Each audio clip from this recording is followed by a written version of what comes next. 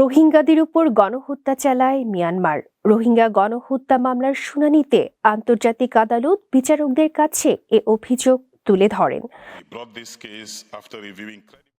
গাম্বিয়ার বিচারমন্ত্রী দাউদা জালো দীর্ঘ প্রতীক্ষার পর অবশেষে 12 জানুয়ারি নেদারল্যান্ডসের হেগে এই ঐতিহাসিক মামলার শুনানি শুরু হয়।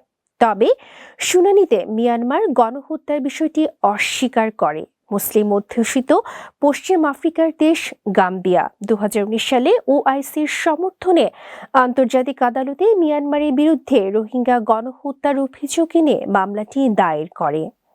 মিয়ানমার সংখ্যালঘু মুসলিম রোহিঙ্গাদের ধ্বংসের লক্ষ্যবস্তুতে পরিণত করেছে এবং তাদের জীবনকে দুঃস্বপ্নে পরিণত করেছে। আন্তর্জাতিক সংবাদ মাধ্যম রয়টার্স এক প্রতিবেদনে জানায়, 1 দশকেরও বেশি সময় পর এটি প্রথম আন্তর্জাতিক বিচার আদালতে গণহত্যার মামলার পূর্ণাঙ্গ শুনানি। এই ফলাফলের প্রভাব মিয়ানমারের বাইরেও পড়বে। গাজা যুদ্ধের বিষয়ে ইসরায়েলের বিরুদ্ধে আইসিজিতে দক্ষিণ আফ্রিকার গণহত্যার মামলার উপর প্রভাব ফেলবে।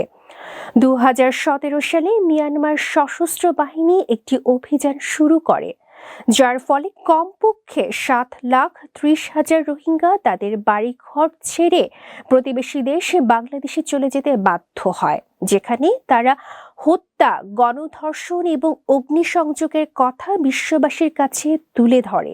প্রতিবেদনে আরও বলা হয়, জাতিসংঘের একটি তথ্য অনুসন্ধানকারী মিশন এই সিদ্ধান্তে উপনীত হয়েছে যে 2017 সালের সামরিক আক্রমণে গণহত্যামূলক কর্মকাণ্ড অন্তর্ভুক্ত ছিল।